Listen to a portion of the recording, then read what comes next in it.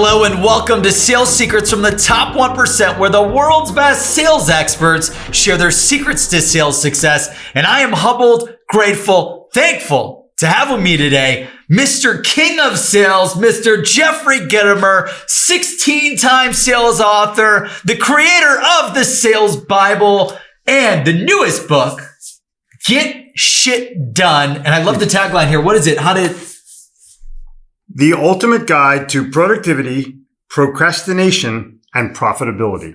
Boom. The big 3 Ps. The 3 Ps, the king of sales, the little red book is selling godfather, king, expert guru, Jeffery. Thank you for having us today. Yeah, and thanks for setting a low expectation from the audience. Yeah. I mean, everyone's just waiting to hear how they could make $1 billion today from you in a New York minute. Of course. So I'm thrilled to be here, man. You're one of the first sales authors. The Sales Bible, the Little Red Book of Selling, was like one of the first books that I picked up when I was getting into professional sales at the age of 21 for IBM.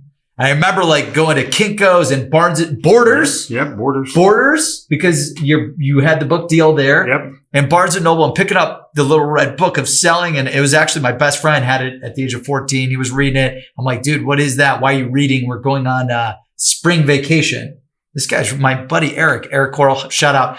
He's reading your book and he's reading Harvey McKay's book. Cool. Swim with the Sharks.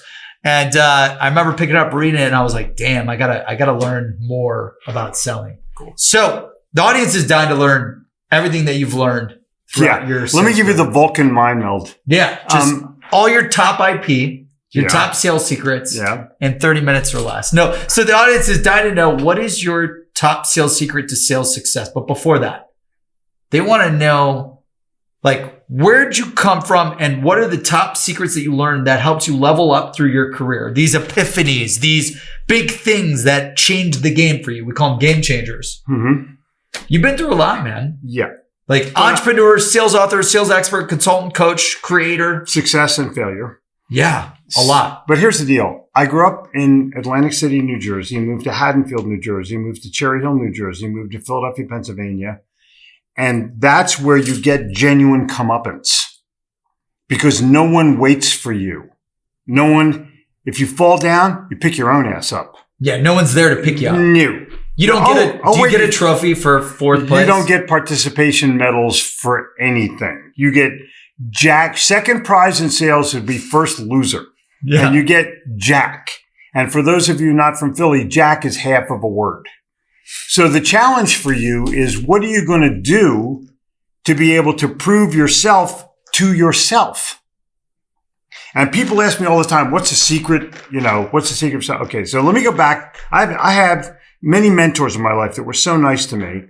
My speaking mentor was a guy named Charlie Tremendous Jones. Charlie Tremendous Jones. He was an insurance sales guy who sold millions of dollars, and then he became an author and a writer and all kinds of stuff. Awesome. Amazing. And he's giving a speech one day.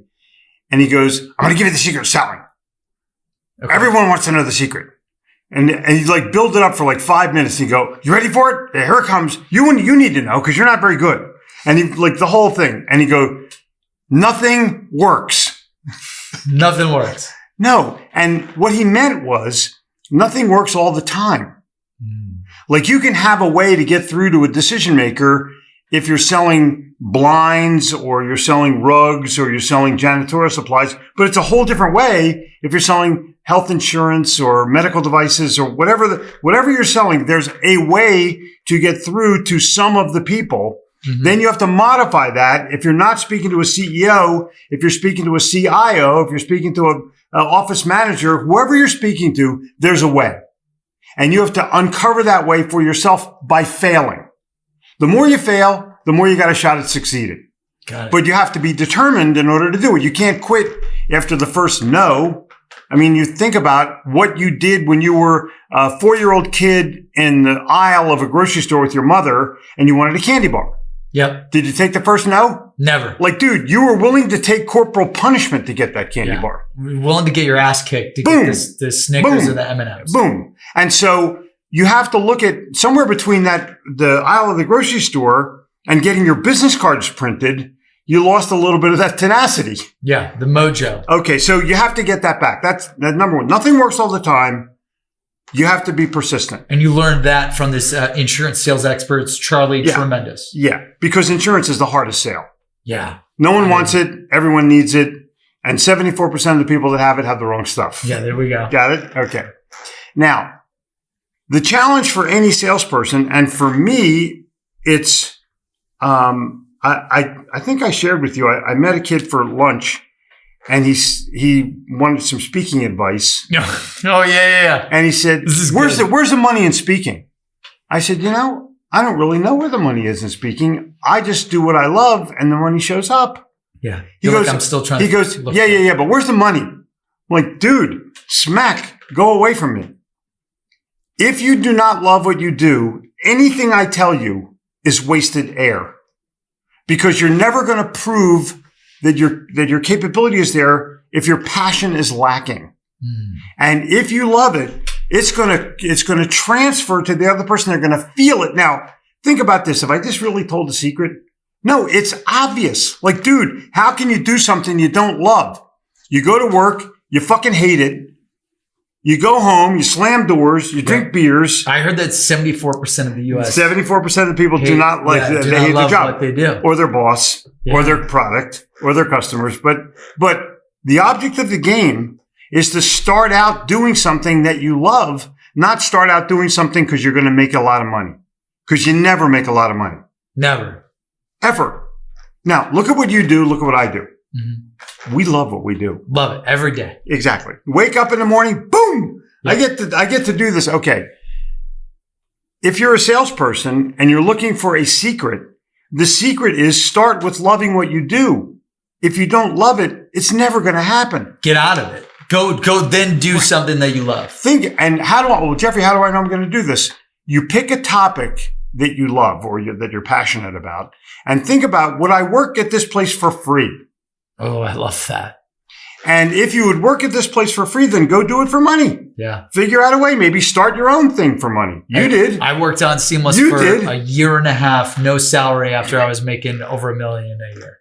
So you look at it from the perspective of, it was brutal. Nothing works all the time. But the passion drives you. The passion has to be there. You have to love what you do, or it is just not going to work. Now that you have that, I'm sitting in a seminar one day with sitting next to the great Darren Hardy. Okay. We went to Jim Rohn weekends for about a year together. Awesome. Literally a weekend of Jim Rohn. That's a lot. 8 hours a day. Oh my God. That's a lot. And you're taking notes like crazy. And Jim Rohn will drop these gems on you, and they're forever gems. Okay. Like lifelong game changers. Formal education will earn you a living. Self-education will earn you a fortune. And you decide how much of a fortune you want to earn by how much you decide you want to self-educate. Wow. You go to college and you get an education, but you don't know shit when you graduate. Yeah. And now you have to go out into the street and figure it the hell out, especially if you're in Manhattan. Yeah. If you're in Manhattan, baby. Sales in Manhattan. No, there are no errors Hardest that are place forgiven. in the world. Yeah. Right, exactly. If you can make it there, you can make it anywhere. But if you can sell it there, you can sell it anywhere. Mm-hmm. And you have to hustle. You have to be on time. You have to have the right engagement tools, or you're in trouble. And so I would cold call in New York. Yeah. Okay. Bang on doors. And a guy would come to the door and goes, I have no time for you, and slam the door. Uh-huh. Well, I'm having fun. So I bang on the door again. I go, did you mean today? No time today? Can I come back tomorrow? And literally. What were you selling at that time? Imprinted sportswear. Okay. Imprinted sportswear. Literally 30%, give or take, would come to the door again laughing. Like, because they're like, who's this idiot that would knock again? They would have the balls. Yeah. To knock again. The guy that would have the coronas to do this. So the other secret is you better be funny. Oh.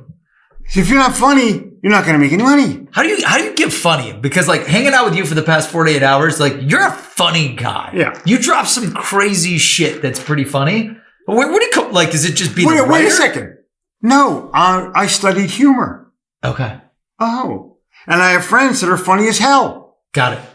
And early on, I would go to comedy shows and watch comedians perform and listen to records that, that the early comedians were on, and I just laughed my ass off and said, oh, that's how they did that. Interesting. Here's a way you can do that. It's like learning sales scripts and then making them your own almost. Yeah. That's awesome. Exactly. And you do it in a way where sometimes it's self-effacing. Like self-deprecating? Right. So I'm flying into Myrtle Beach, South Carolina, and the plane's 3 hours late and it's raining. Oh. And I get out of the airplane, and they didn't have one of those ramps. You had to walk down onto the tarmac. And the first thing that happens when it's raining is my hair gets all ruined. Got it? Yep. And then I'll point to a bald guy in the audience and go, you know what I mean? You go, yeah, I know. Yep. And the higher up that guy is, the more the audience will laugh. Because if the CEO is bald and I say, you know what I mean? Everyone's cracking the hell up because no one ever busts his balls about being. Breaks down the wall. Boom. The barriers. Immediately. Humor breaks down the wall. And sometimes it's edgy. Yeah. You've got some edgy stuff that I love. But think about it this way. I watched a friend of mine give a speech at a place where I network. Okay. And he was playing music and he goes, music can take you back to an exact place and time. If I play the right song, I can take you back to your very first date. Okay. If I play the right song, I can take you back to your first kiss. And I'm thinking to myself, if I play the right song, I can take you back to your first wife. And I wrote that line for him and gave it to him, and he won't use it because he's a lawyer and didn't want to piss anybody off. But I use it all the time. Love it. It's funny as hell. Yeah. Like how many of you in your car when you're driving around listen to the music that you grew up with? All the time. Boom. It's because you know the words. Mm-hmm. You can understand the words. And music is a memory maker. Yeah. First date, first kiss, first wife. And it's hysterical. That's amazing. So when you were in New York selling door to door, the jerseys and the collectibles, you would you said just go for the second no, the third no, the fourth no, and use humor to break down the walls. Yeah. Or I would ask someone if they knew someone. I would ask one of my connections, do you know this guy? Do you know this guy? And I would get appointments with people because, listen, Bob is a friend of mine, and he said, you have to see my stuff. So when can I come over? Well, I'm only a cab ride away. I can be there in 15 minutes. You have to see my stuff. So right. I'm there tomorrow. I'm there in 15 minutes. That's funny. Yeah. That's good. That's good. So you have to put yourself in a position where you are acceptable. Okay. But there's another secret because your boss will tell you the minute you make that sale, Jeffrey, ask for a referral. Nothing is dumber than that statement because you haven't earned anything. You just made a sale with a guy and you're asking him who else he knows. Right. You didn't deliver yet. And the reason you don't get the referral is not because you didn't ask for the referral. You ask all the time. The person on the other side of the table did not yet consider you referable. You're not referable. So you sell somebody an insurance policy. Yep. And you say, hey, I make my living by referrals, and I was wondering if you know anybody else. And the guy says, well, not right offhand, but can you call me in a week? Okay, fine. And you tickle your file, and you call the guy in a week Bob, I was thinking about those referrals, and I was wondering if you had a chance to, oh, geez, I apologize. I haven't really come up with anybody yet. That guy will never take your call again. Ever take your call again because he considers you a taker. Yeah, you just. But if you call that insurance guy, if you call that guy up on the phone and say, hey, I was thinking about you the other day, and I think I have a referral for you. You do? Yeah, I know you're in textiles, and I've got a friend of mine who's looking for stuff. I wonder could we meet for coffee? Hell yeah, we can meet for coffee.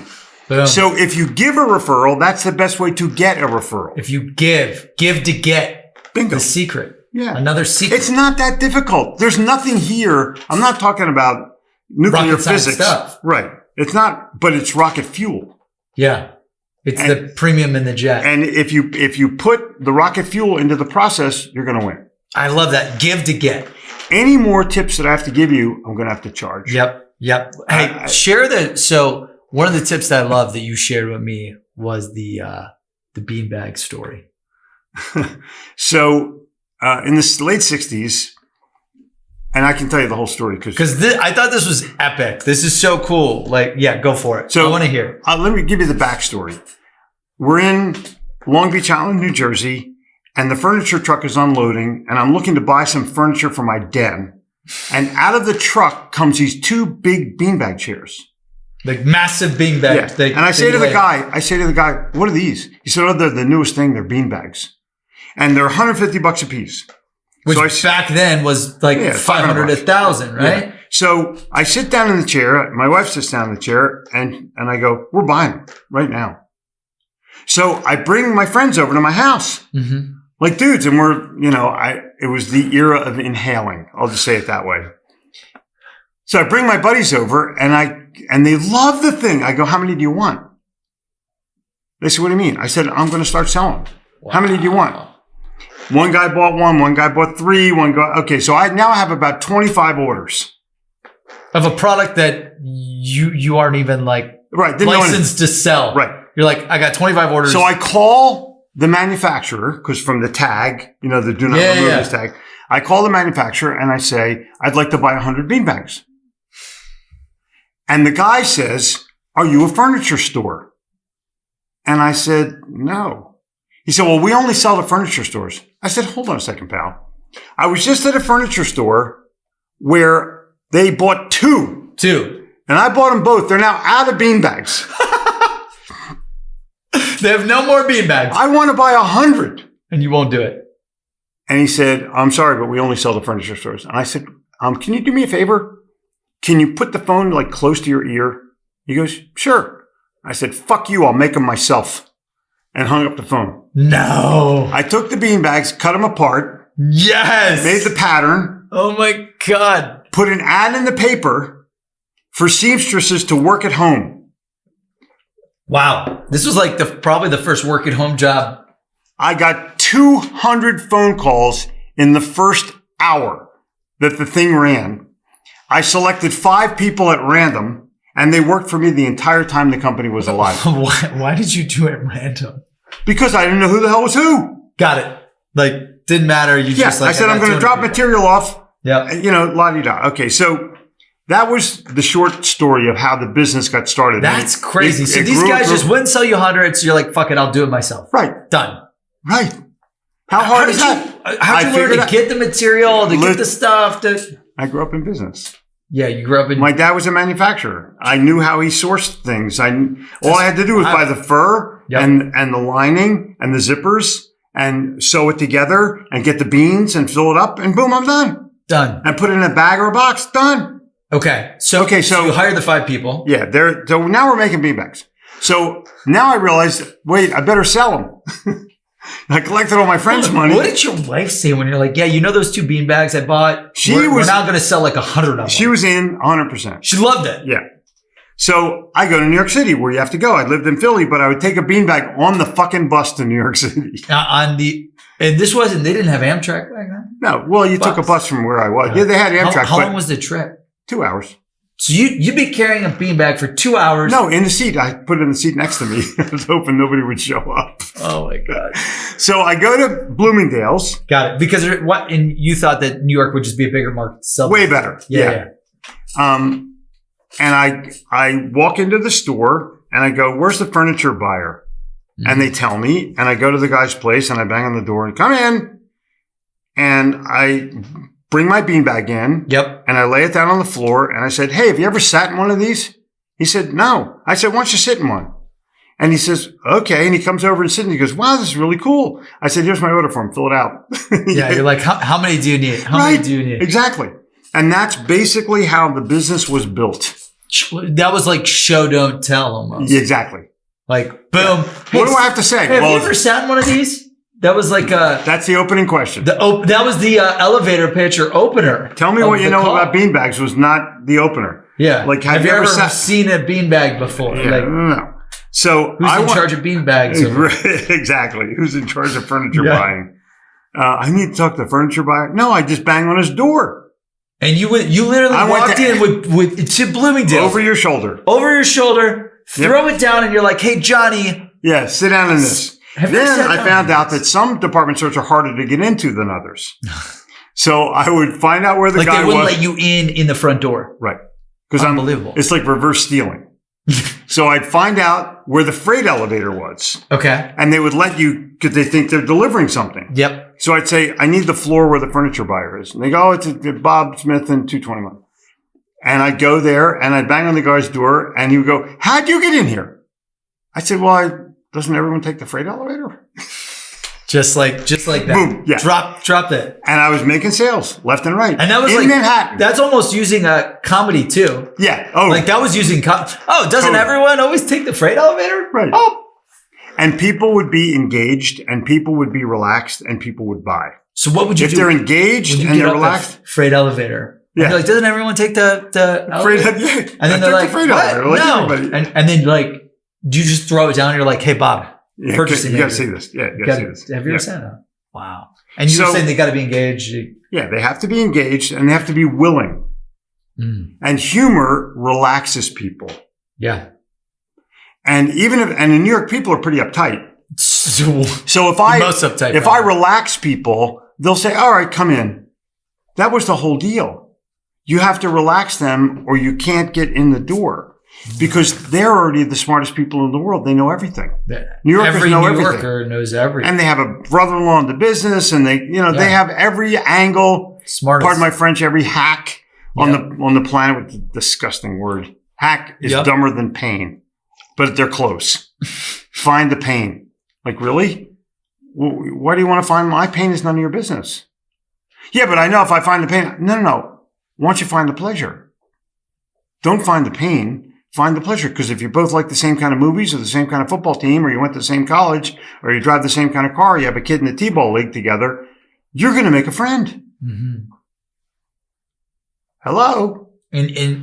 So you make a sale, make a commission, make a friend, make a fortune.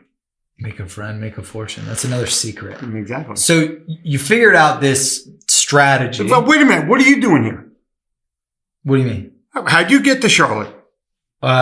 Just I invited you. Yeah. Like we hit it off. Yeah. And I go, wow. And that was after like 25 to 50 prospecting outreaches, calls, emails, social touches. Just kept reaching out and then just perseverance and jumping on the live feed with it. It was one of the biggest cases of serendipity of all time. Yeah, for sure. Because you saw where I was and you go, oh, I got to connect with this guy. And you did because I'd still be deleting. Whatever it takes. Yeah. Whatever it takes. Kind of like when you were selling the beanbags in the Bloomingdales. Whatever it takes. Whatever it takes. But you can't say whatever it takes and have that as your game plan. You have to have a game plan of saying, I know what it takes. These are the 5 things I'm going to do. Then I'm going to execute them in a way that will allow me to not quit or give up. That's what it takes. Yeah. Because if you quit after the first no, you have no balls. That's what I was about to say. You always preach to me and a lot of people that follow you that everyone's given up on the first no, the 5th no, the 10th no, the 15th no. There's no one coming back for the 20th, 25th, 30th, 50th. You're right. They're not. And like if I didn't come back, like then we wouldn't be here. We wouldn't be doing this. We wouldn't be doing the partnership. We wouldn't be doing anything. And that takes it to the next level. And by doing that, so you end up after the sacks, what are they called again? Beanbags. The sacks, the beanbags. After the beanbags, you then get into teaching people how to sell because you realize I had a couple businesses in the middle. Yeah. And all the people that you competed with didn't know how to sell. Right. And then you started charging money for me to teach people how to sell. them. Yeah. And then it just skyrocketed. Boom. As soon as I started to publish my article in local business journals. And when you write, you go from an expert to an authority. And once you become an authority, people pay attention because it's written. It has to be right. It's written. And unfortunately, it's so easy to do right now with LinkedIn and all the other platforms, social platforms. Yeah, exactly. That people fake like they're an expert. Like when I was writing, there was only 2 people in the paper. Now there's 284 people in the paper because they make their own paper. Yeah. And they're trying hard, and God bless them, they're trying hard, and some people will emerge, but it's so crowded. It's so noisy that it's hard to pick out who's who. There's a lot of content out there. Right. So I differentiate myself by writing books that sell. Books that people actually buy and read. Right. Books have to be, they're either readable or unreadable. They're either actionable or not actionable. Those are the two kinds of books for self-help. Okay. And you go into a Barnes & Noble and just pick up the book and open it anywhere. Oh, wow. This book's readable. Yeah. I'll buy it. Let's show the audience real quick, right? So what's cool is you can pick this up on Kindle, Amazon. You probably can't see it, Mason. Maybe Mason can fly in, but it's easy. You've got tips, strategies, best practices, and plays to increase productivity, remove procrastination, and maximize profitability on almost every page. Right. And when you read it, you go, oh, that's cool. Let me see what's on the next page. Yeah. Oh, that's cool. Let me see what's on the next page. What's cool is you can zip in and out of Get Shit Done, mainly out of any of your books. You make it so like you could get a secret pretty much anywhere. Right. So here's a quote. In order to be the best for others, you must be the best for yourself. And when I quote myself, I put my name there because people will photocopy this. And if my name's not on there, I don't get credit for it. Yeah. They put it on Instagram or wherever. Okay. So Arson Sweat Martin, this guy that I quote a lot in the book, he says, just be yourself. Oh, now that was 110 years ago. Wild. Well, almost wild. It's Oscar Wilde. Oscar Wilde is the first person that said, be yourself. Everyone else is already taken. Cool as hell. Yeah. Genius. Total genius. And so if you study, you get the other person's wisdom and you figure out how does that work in your life? Because Dale Carnegie said, be yourself. In the two books that he wrote, but somebody else had already said it 50 years before him. Yeah. So there's always somebody copying the modeling. And always somebody. Yeah. So if I say be yourself, I didn't say that. I'll quote somebody, but I'll acknowledge the fact that I didn't say it. Yeah. Otherwise, you're screwed. Stealing. Yeah. You're just. So let's see if I can find this while you're talking to me. I have several pages of. And by the way, for the audience, we're looking at Get Shit Done, Jeffrey Gitomer's newest best-selling book that hit #1 right when it came out. Boom. Recently, right? Yep. It was in the last few weeks. Last few weeks, he just went live with the new book.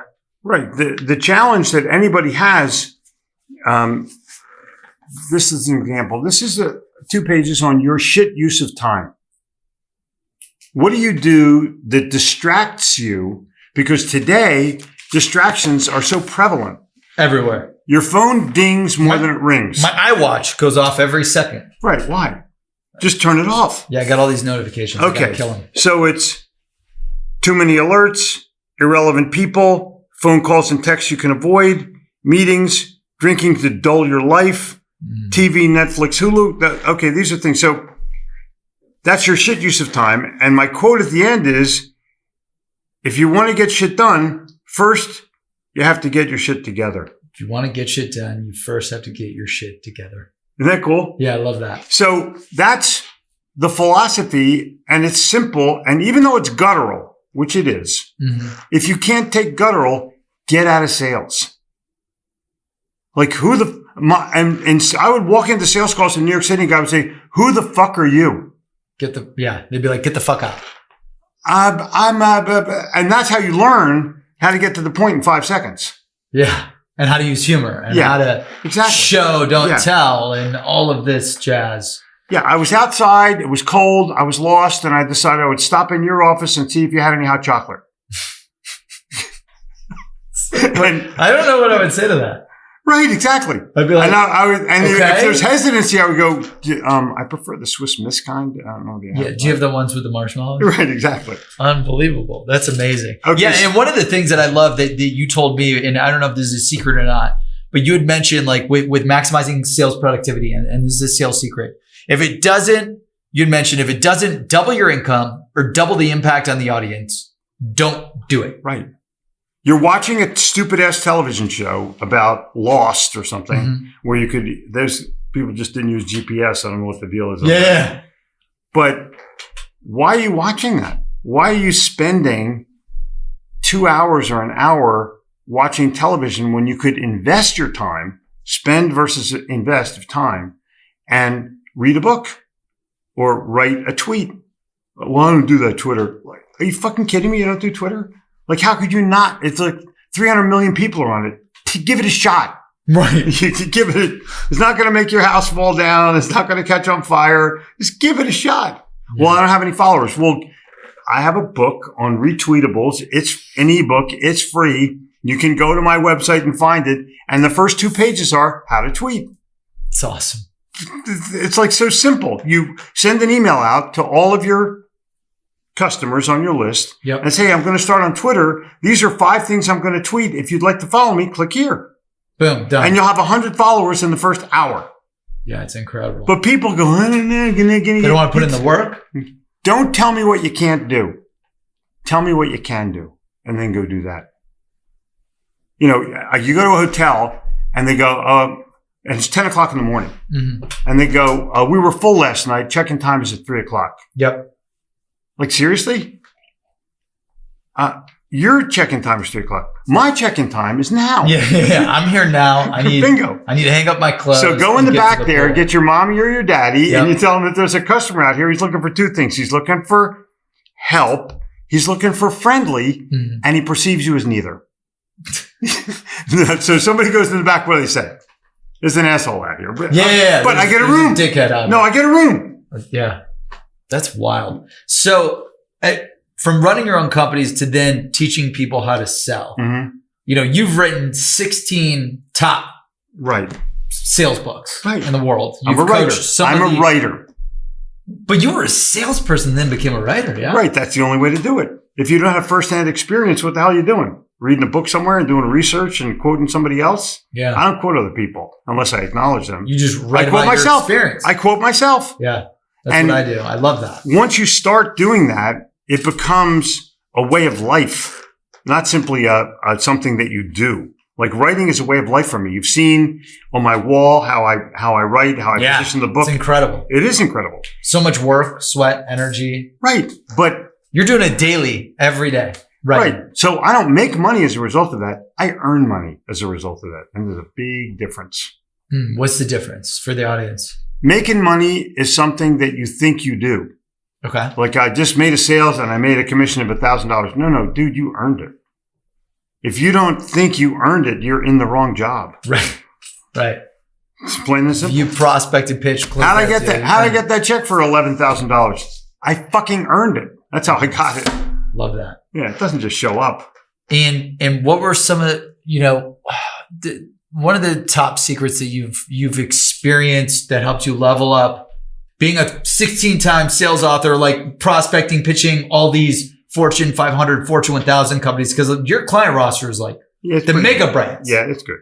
You know, like we were just talking about Salesforce, Oracle, all these mega brands. And I'm like, dude, I want mega deals with these mega brands. I was like, teach me how to do it. Like, what's your secret? Like before you had the 16 books, or maybe like when you had 3 or 5 or 1 or none, what was that secret there? I loved what I did. Just the love, the passion. And I go out and make a friend. And if you make a friend and you sit down and you have a few things in common, you potentially can make a sale or you can earn a sale.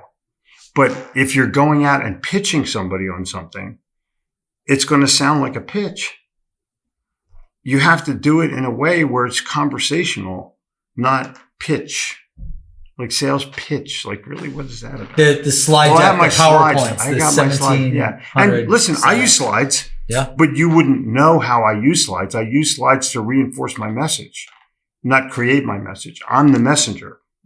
And I'll throw something up in the background that reinforces what I do, or I'll make something funny up. Yeah. And funny is what sells. I love that. And you said, like, when you're going to these pitches, you don't go to pitch the awards, the case studies, the background, your authority. Nope. You're bringing ideas. Right. I bring an idea to the Is that a top secret? Well, it is, because most salespeople don't think of it that way. They think I got to bring my slides from marketing. Yeah. Excuse me. I know you don't know me. My name is Jeffery. I was wondering if I could stop by and show you 27 slides that'll bore the piss out of you. Yeah. No one wants to sit in that. Nobody. And it's so funny when you tell the sales rep to stop showing the damn deck and just show me what you want to know. They freak out. Here's a secret. You don't know what to do. Send the deck the night before and say, this is my boring presentation. I'm showing up tomorrow for 20 minutes and I'm going to talk about 2 ideas that I have. And all I ask is if you like the ideas, you run with them. Fair enough? Done. Yeah, fair enough. Easy. Any CEO will say yes to that. No one because the CEO could hit next, Right. the right arrow in 27 seconds. Boom, boom, boom, boom, boom, boom, done. They get it. Okay. Totally. Jeffery's written 16 books. He's coached these companies. Done. I have the bio, but I still need the idea. Yeah. Because if you don't have a good idea to take me from here to there, I'm bored. I'm not paying attention. Right. I'm not doing it. I've already seen that. I've already been there, done that. And most people say, got the t-shirt. No, I sold the t-shirt. I sold it. I sold millions of them to people. And that's how it works. So in New York. Yeah. In the hardest market in the world. Okay. So here's an example of serendipity. Mm-hmm. By the way, my definition of serendipity is God's way of remaining anonymous. Okay. Cool. I like that definition. I'm at the Dallas airport and it's 1974. Nope. I'm sorry. 73. And I see a guy they had in the early days of Dallas airport. I know your magic number is 74. Is this the real year? Yeah, it's the real year. Okay. 73. 73.